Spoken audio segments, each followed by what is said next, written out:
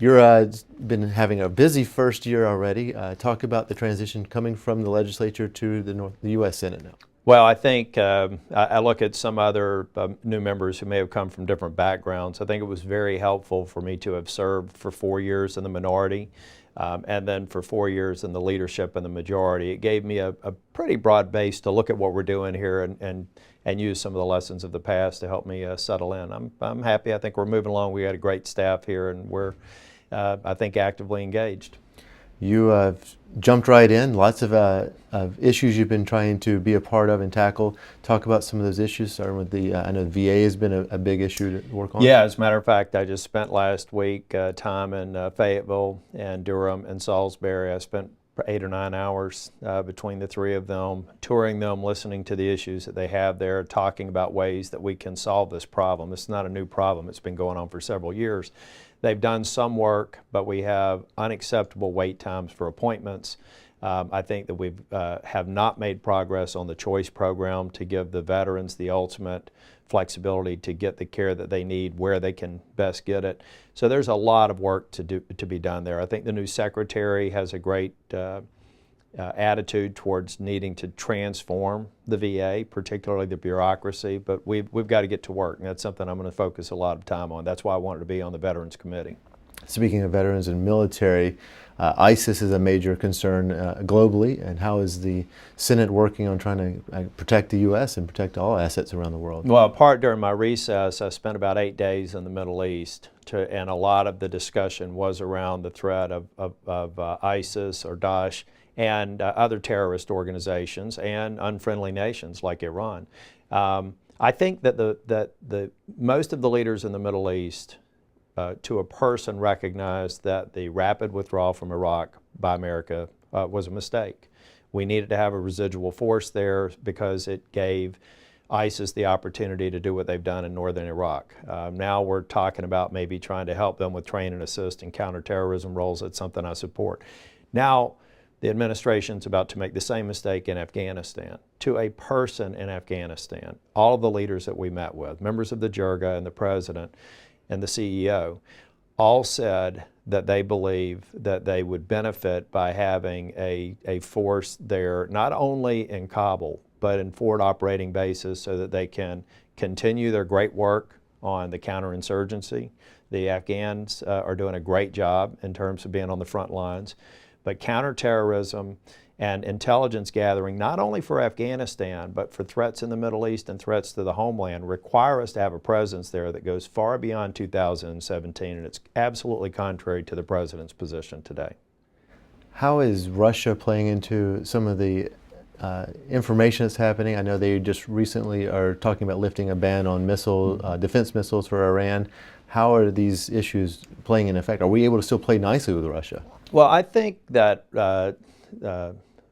Putin has demonstrated a tendency to want to just push and see what he can get away with. And I think that it's a mistake for us to allow Mr. Putin to do that. I think that we need to send a very clear message to our NATO partners, probably through increasing some presences in the forward countries in NATO, to make it very clear that an attack against a NATO ally is an attack against the United States, to end that pressure that we currently have in Eastern Europe.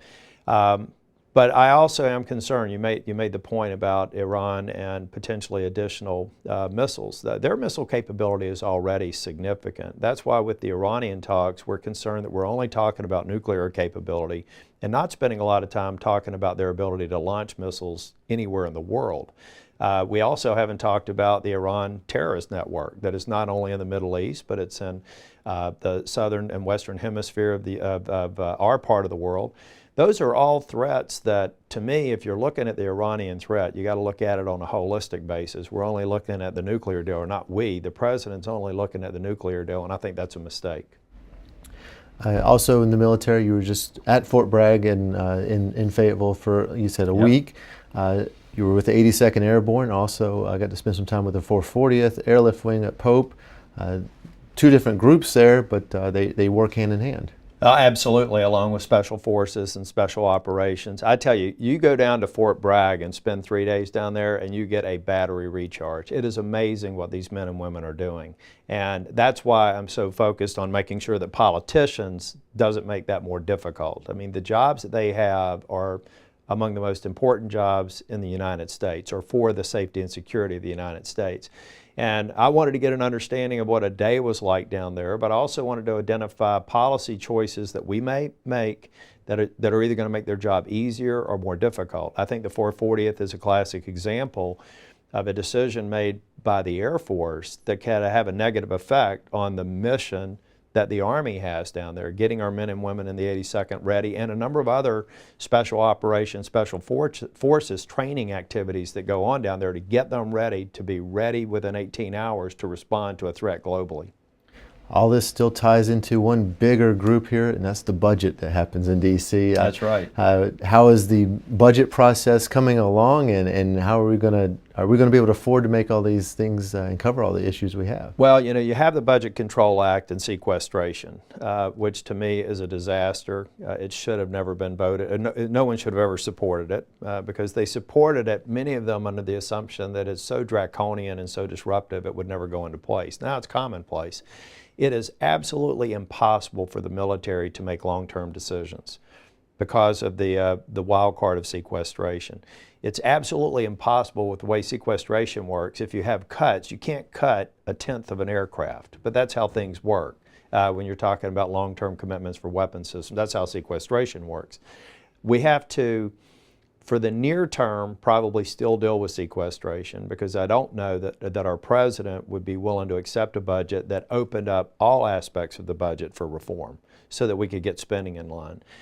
In the meantime, we're going to do everything we can to provide funding that can be used for training and readiness through a potential increase in overseas contingency funds, but then flexibility to allow it to be used for operations here in the homeland, particularly around training and readiness to take some of the edge off of sequestration. But at the end of the day, we need to step up and do our job and repeal sequestration and get to budget and spending reform.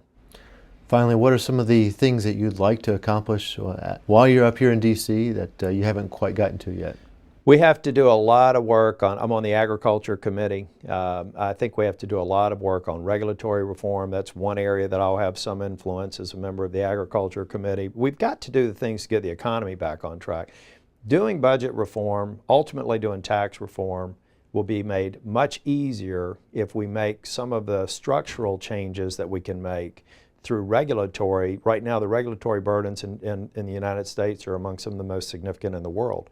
So the world's greatest economy is being reined in by regulators. It's being reined in by politicians who are trying to control the most powerful market in the history of the world. So we've got to find things that will stimulate a faster rate of growth. And with that, we'll have greater revenues. With that, we'll have more options for budget and defense spending, a number of other things that we have to get to. Senator Tillis, thank you for your time today. Thank you.